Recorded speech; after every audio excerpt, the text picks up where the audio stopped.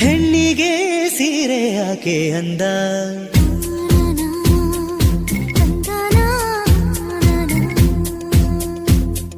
ಹೆಣ್ಣಿಗೆ ಸೀರೆ ಯಾಕೆ ಅಂದ, ಅಂದ ಚಂದ ಅವಳ ಅಂದ ಒಳಗೆ ಅಡಗಿರೋದ್ರಿಂದ.